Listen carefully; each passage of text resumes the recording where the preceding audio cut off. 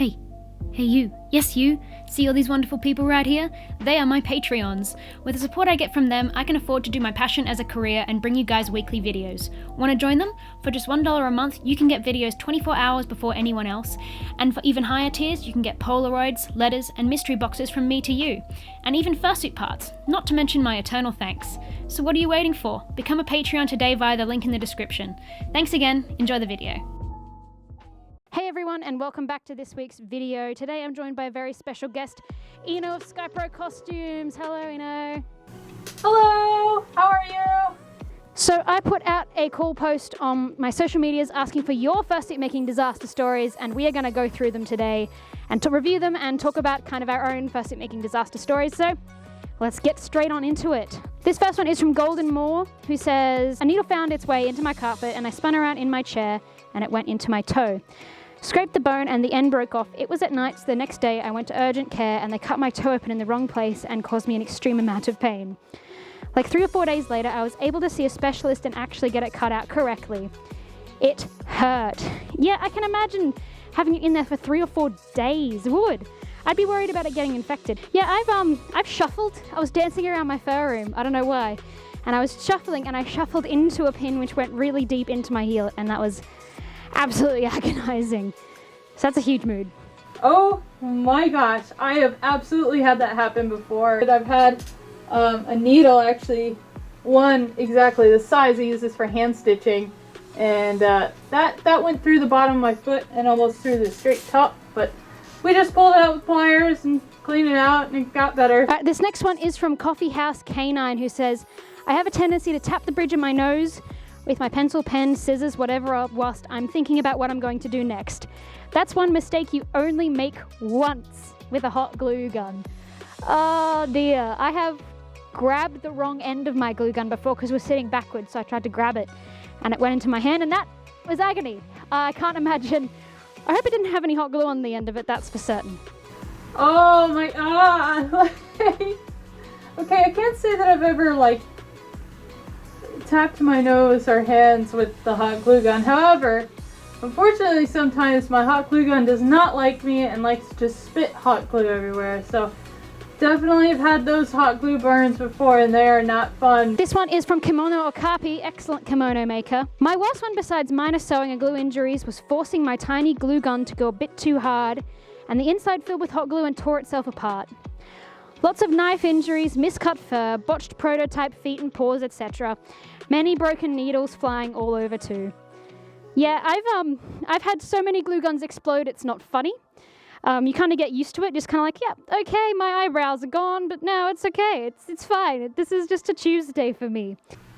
Oh my gosh. I cannot tell you how chaotic a fursuit workshop it is. Broken needles everywhere, things flying all over the place, like things getting dirty after you just cleaned it. When it comes to those little hot glue guns, you know, I've had the same thing happen. Again, I'm probably going to relate to a lot of these stories. Tiny little hot glue gun, pushing it a little too hard, and like for some reason those little hot glue guns like to explode. That's when I moved to the bigger hot glue guns after that. I was like, I don't have eyebrows left.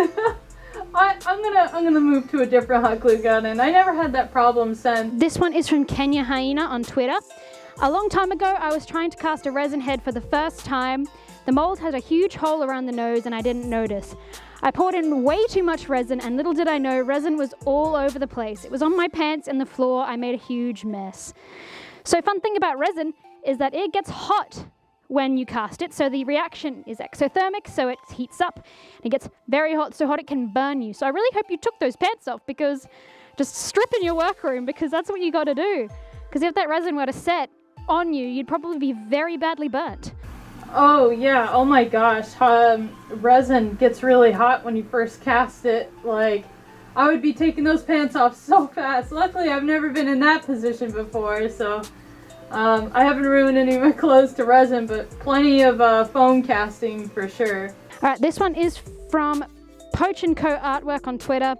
Very early days of my fursuit making, when I still used my bedroom and a tiny desk, I was hand sewing some black hand paws and thought it was a good idea to light a candle with these very old matches. As I struck, the match flaming head landed on the black fur. My first thought was to cover my hand with my sleeve and the flame as hard as I could. Turns out my sewing needle was in the fur too. The needle almost went all the way through my palm.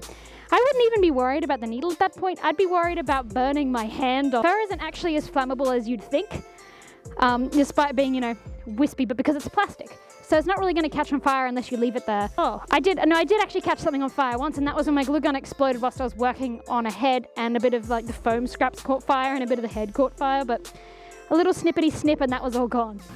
Oh my gosh. That's so chaotic. But I've never really lit a suit on fire, but I have put it in the dryer before. Many times on accident, on high heat. This one is from Hell Charm Snowmew. Glued my fingers to some eyes when I was still using super glue to attach the image to the glass dome. I couldn't try to pull them off since it would ruin the adhesion between the image and the dome. Once secured, I pull off quite a bit of skin trying to free my fingers. Switched to E6000 for realistic eyes after that. Okay, real important thing, please don't prioritize your fursuit's outcome before your health.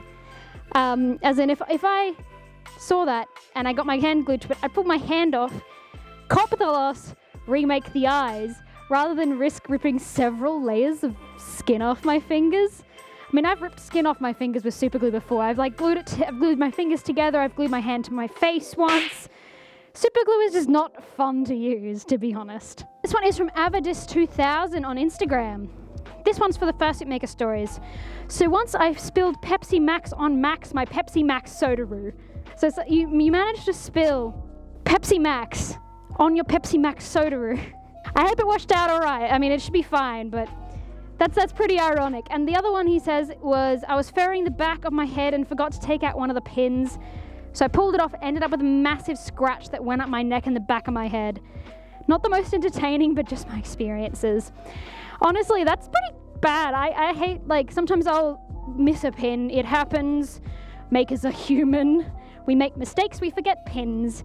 That's why I've been using the clamps lately. They are so much better. When it comes to pins and stuff, I've definitely been starting to use the clamps a lot more. I do prefer them a lot more.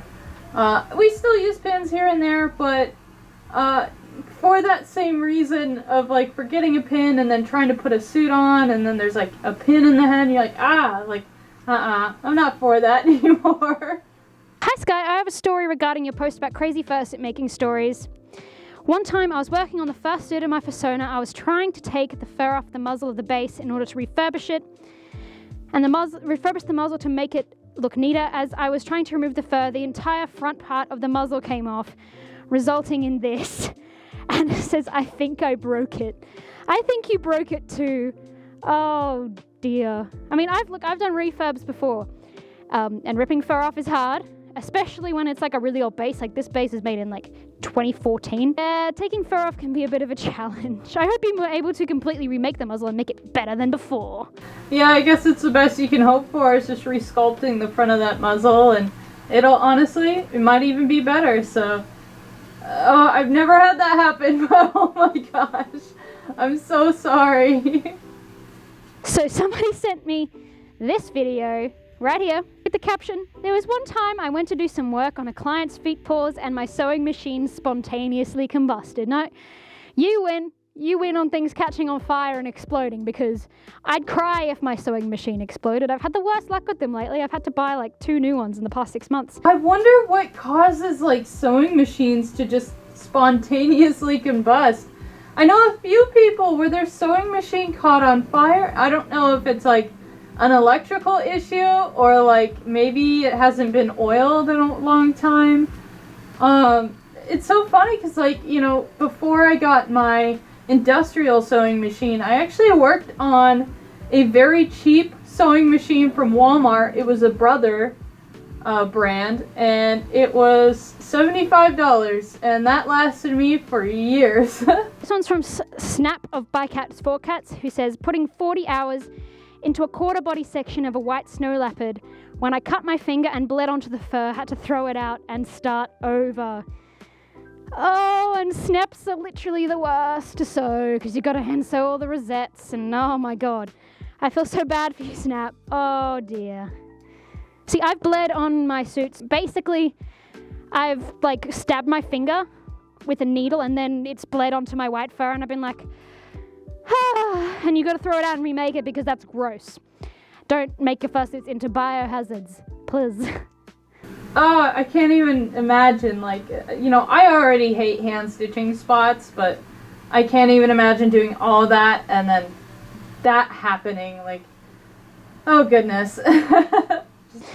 All right, now I think we should go into some of our personal stories. Probably the time I was most hurt was when I stood on the wrong end of an easy thread needle. The way that easy thread needles work is instead of having to thread the hole, you kind of just pull it over the top of the needle, so it kind of has this thing like this that's got the eye, but this is split, and as I tried to pull it out, it barbed, like if someone got barbed wire and stabbed it in your foot.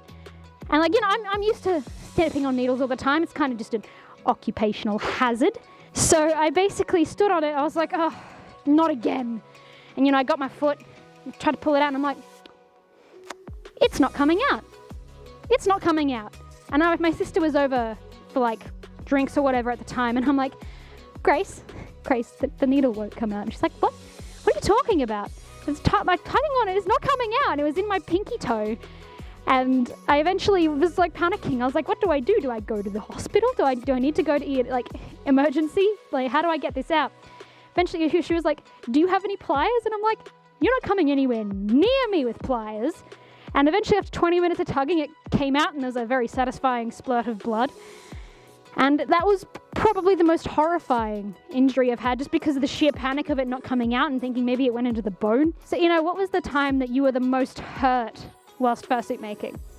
So, the most I had been hurt before, I mean, there's been plenty of times, but I would say the most, like, ridiculous one that's happened to me is when I accidentally sewed my hand into the sewing machine. I actually just, with my industrial sewing machine, this thing can sew through anything. Wasn't paying attention and sewed my fingers to the fabric, and it got about 3 stitches in before I finally stopped it, and we had to remove the needle from the sewing machine and then cut the threads, pull the needle out, and of course we had to bandage it and clean it out and everything, because that can be like, but man, did that hurt so bad. I think the time that I made the biggest mistake was probably on Shush. When I made his head, because he was one of my first ever commissioners, but he made his suit, he wore it out a bunch of times and then went to wash it, and his fursuit head started turning bright pink. Because I very quickly learnt that day that even though coloured Sharpies are advertised as permanent, they are not waterproof. Because they go, yeah, it's Sharpie, you know, what wash out, I can use it to trace on fur. No, don't. Don't ever use coloured Sharpie to trace on fur. Please use like Taylor's chalk or liquid chalk or whatever, something that washes out without like staining it. I took it back because, you know, he's my friend and I really wanted to fix it because that's a really, really bad thing. And I think I spent about 48 hours trying 1,000,002 cleaning techniques. Like I did bicarbonate vinegar, I did bleach, I did carpet stain remover, I did shampoo, I did everything. And it took me about 48 hours to get it to a point where I was happy with it. And I think he's still a little bit pink today. And the other thing is that when I made his tail, when I stuffed it, it basically did a 180. So instead of laying flat like that, the tail twisted like that, and I couldn't figure it out. I couldn't figure out why. Now I know it's something to do with the way that the fabric stretches. So actually, funny story, with suits magically turning pink. This was something that happened with a few makers, including myself, where there was this beautiful red fur that was short, and that's what we were looking for, like kind of like a bunny type fur that was short and bright red. And we sewed it into the suit. Everything looked great, no problems. We did tests on it and everything just to make sure. When the client went to finally wash the suit, they pulled it out and the red fur had actually bled pink everywhere. It turned all the white on this suit, and this was one of the most detailed suits I had done to date. Luckily there was a couple of cleaning techniques. It still has a slight hue of pink, but hopefully in the future we'll be able to remake that one for them. Another one that I remember that was very hard, and this is a thing with like fursuit makers, everybody. You learn as you go. You're still gonna make mistakes, and the worst one is that I showed up to a con and I had the suit done for it, and I was so excited, and I gave it to him, and I had gotten my measurements wrong because the head didn't fit, the feet didn't fit, the hands did not fit. Like, pretty much the whole thing did not fit except for the body. And it was the most heartbreaking thing to watch them try and put it on and struggling, and they're like, it doesn't fit. That's a nightmare. But luckily, I went back through and I remade all the stuff for free, obviously, and made sure that it fit perfectly, and took extra measurements, and I'm actually, like, I learned a lot from that, but that was pretty hard. All right. Well, I think that just about does it. Thank you so much, Hino, for joining me, and thank you for being so patient with me as I figure out how to do this collab. I will see you guys in the next video. I comment back to all comments within the first 2 hours of it going public, so I will see you down there very, very shortly. Links to Ino's social medias will also be down below in case you don't follow her already, even though you probably do. But I will see you guys next week. Bye-bye now. Bye!